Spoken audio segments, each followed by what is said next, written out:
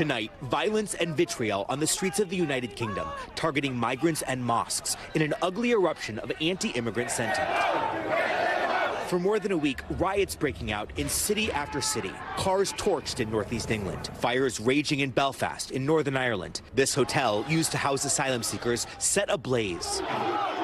More than 400 arrests so far, including nearly 150 just this weekend. Police warning the number will rise. I can confirm today we have seen at least 12 of our officers injured, with items such as brick fence posts, branches and other missiles thrown at them. Authorities blaming much of the violence on far-right extremist groups, some with neo-Nazi ties. Prime Minister Keir Starmer on the job only a month, vowing to deploy the full force of the law. Whatever the apparent motivation, this is not protest, it is pure violence, and we will not tolerate attacks on mosques or our Muslim communities. Communities now living in fear. Muslim people, we're not terrorists. That's how I feel like.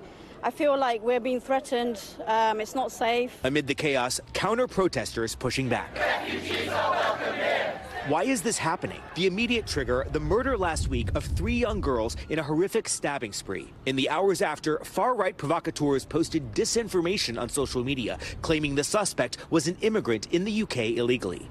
It went viral, but it wasn't true. Authorities say the suspect is a 17-year-old born in the UK. And social media clearly put rocket boosters under some of the organisation, the inflaming of tensions and also the misinformation. So we will be pursuing this with the social media companies. But immigration has increasingly been a flashpoint in the UK, with huge numbers of asylum seekers arriving in small boats. How do you feel as a Brit when you see what's taking place in this country? Ashamed.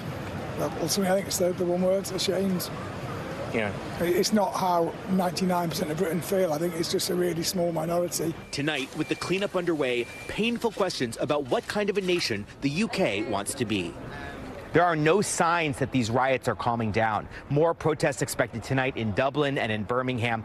But the UK government today announcing it will deploy a standing army of specialized police officers to respond. Prime Minister Starmer saying law enforcement will have whatever resources they need to bring this to an end.